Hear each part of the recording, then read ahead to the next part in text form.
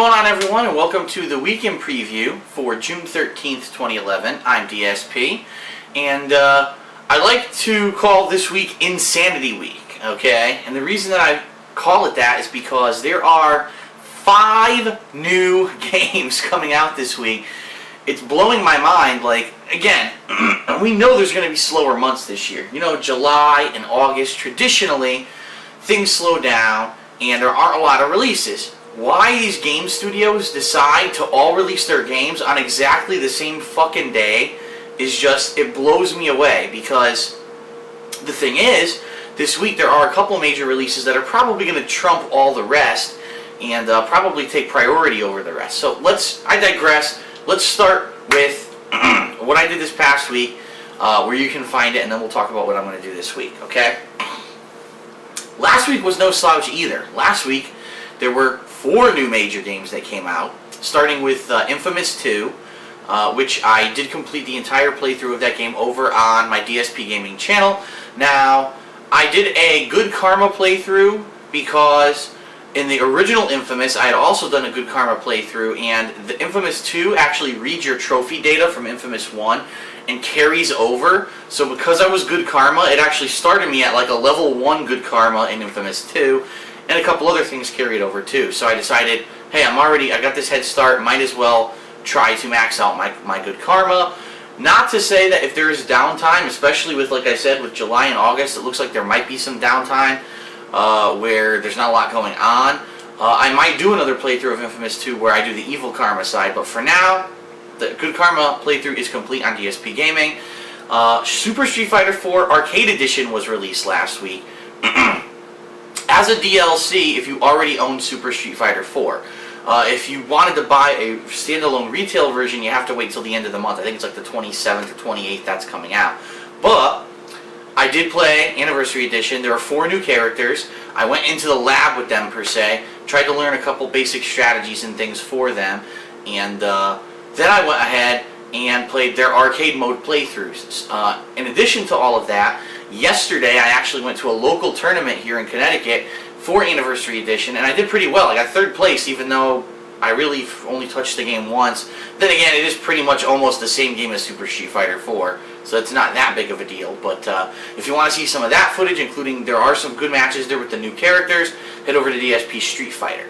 I do apologize, by the way. For whatever reason, the TV that they were using for the tournament was a weird TV, and it just didn't jive with my camera. I was getting like discoloration, I was getting blurriness. It was really weird. I couldn't get it to focus or really work well with it. I was very, very confused at that. I knew it wasn't my camera, it was the TV, so I'm not sure what was up with that. But next time next time we go there for a tournament, it's going to be better, because they're actually getting a whole slew of TVs or monitors that are like a standard monitor for tournaments, so we know that they're going to film well. Okay, so in addition to all of that, what else happened last week? Well, excuse me. A couple other things. Sorry, I'm tickle in my throat. Let me get a sip of something here. Much better. Green Lantern came out last week, and John Rambo and I did a full co-op playthrough of that game on DSP Gaming, if you want to check it out. If you want my honest opinion, the game was way better than Thor. I think Thor was probably one of the worst games I played this year so far, and you would expect that from a movie tie-in game.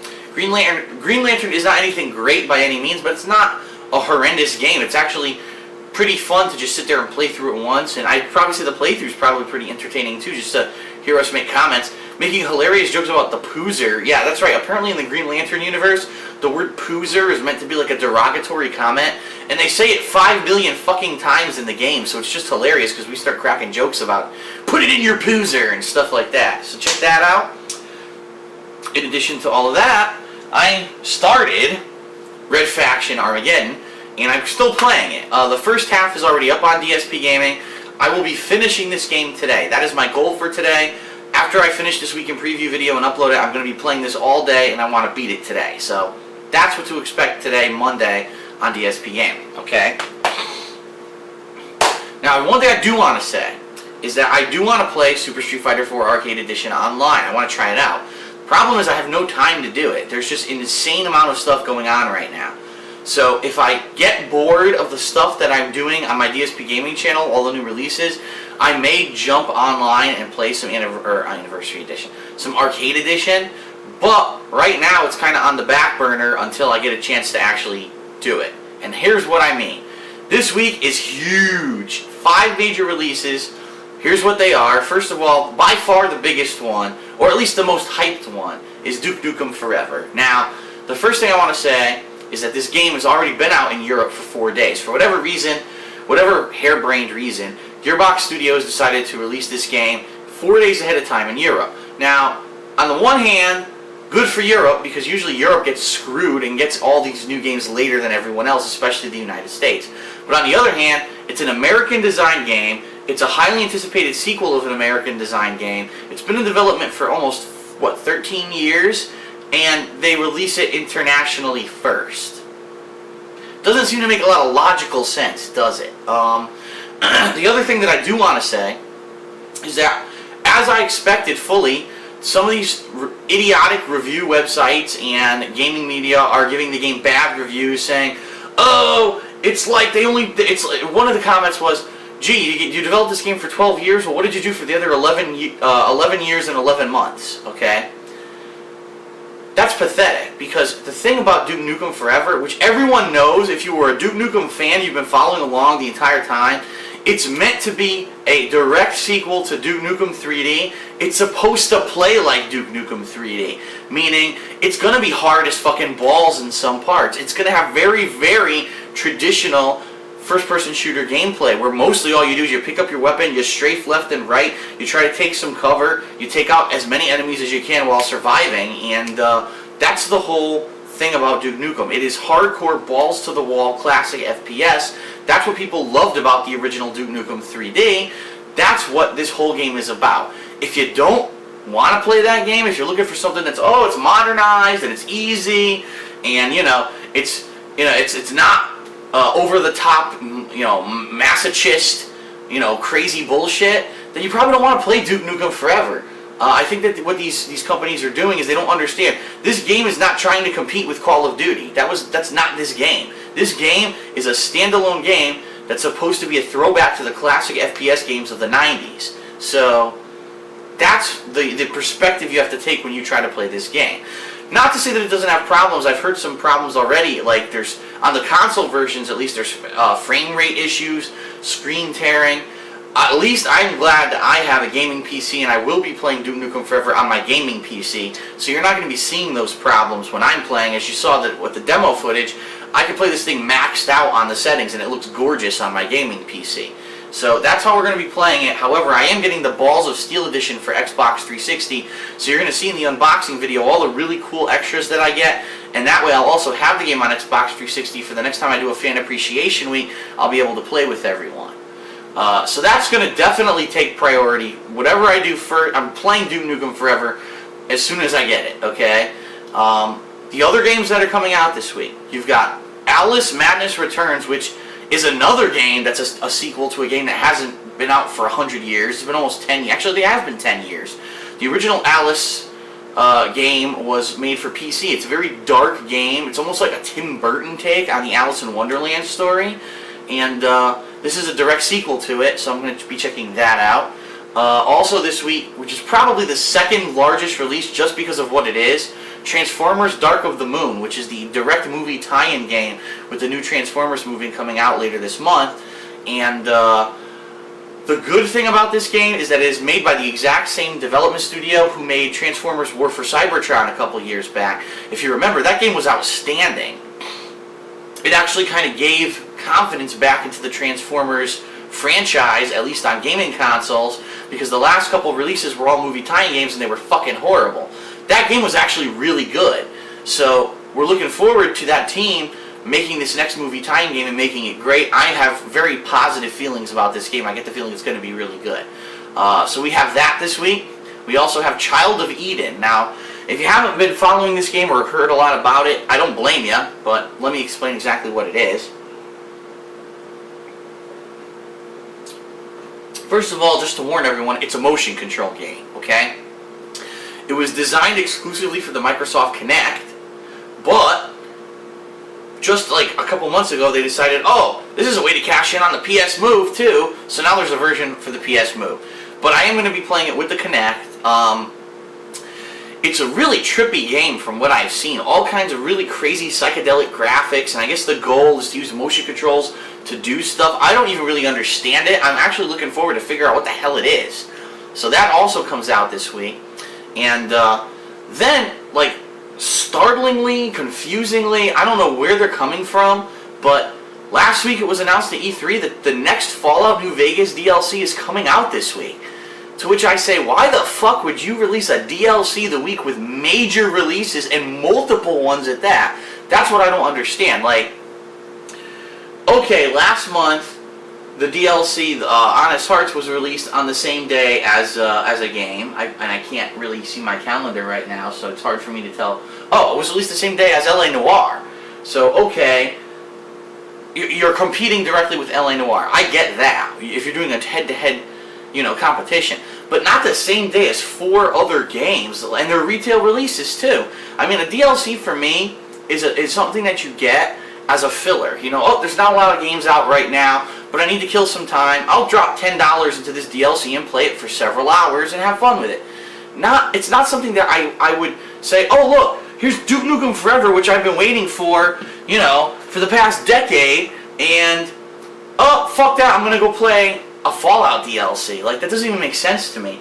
Now, depending on what I do, I may just pull an all-nighter like I kind of did last time, and well, actually what I did last time is I basically got like next to no sleep. I woke up early in the morning, downloaded the DLC on Starts and played it straight through.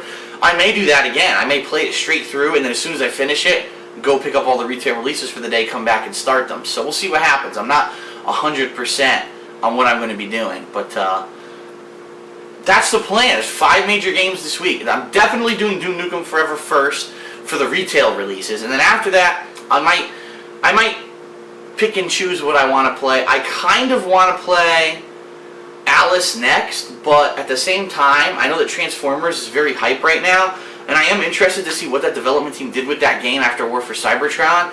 So I'm kind of on the fence between those two, which one I want to play first. Child of Eden I may play last, simply because it's kind of an oddball game, but it might be interesting. I don't know. And a lot of people have asked me for these motion games, will I be doing picture-in-picture? The answer is I'm not sure. I could, but it takes a lot of time to do the editing. I mean, and doing a full game playthrough of picture-in-picture could take way too long. So we'll see what happens with that. And then, like I said, the Fallout New Vegas DLC, it's called Old World Blues. If it really does come out, which I'm kind of wondering if they'll change their minds and fucking delay it, but if it does come out, I will be trying to play it, but I can't guarantee anyone that I'm playing it this week. I just can't. Like, it's the worst fucking possible timing they could release it. It's just really idiotic, very bad marketing, very bad. I mean, especially the fact, oh, you have 1 week, 1 week's notice. What the fuck? Like, are you crazy? You're only giving us 1 week notice, and then you're going to try to compete with all these games, especially Duke Nukem Forever. I mean, makes no sense to me. I don't know. I think whoever made that decision was a little bit too much of this that day. You know what I mean? So, so that's it. That's the weekend preview. It's going to be a busy week. Just to let everyone know, I have to do this. Okay? Ask the King's going to be delayed. I have to delay it. There's no way I can't. There's too many games that I have to play this week. Too much stuff just at once, and I think people would rather see me play all these hyped new games than, it takes a long time to do Ask the King. It takes an hour of filming, it takes over an hour of screening questions, then it takes over an hour of video editing, and then it takes time to upload the video. So it kind of takes me 4 hours out of the day to do Ask the King. I don't think that's worth it when I have all these games that I could be playing. But what I will do is, again, I'll push it off a week, and we'll see what happens. Unfortunately, next week is another monster week for releases, but we'll talk about that next week when it comes up.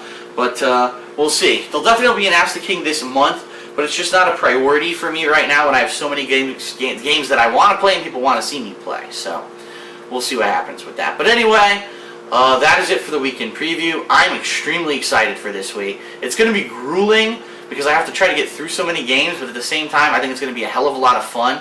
Especially with some of the games that I get to play, like Duke Nukem, like Alice, another game that 10 years. It's cool to see a sequel come out. A cool Transformers game made by a good game studio this time, and a revolutionary new game like Child of Eden, and possibly a Fallout DLC. How can you go wrong? That is a slew of fucking content.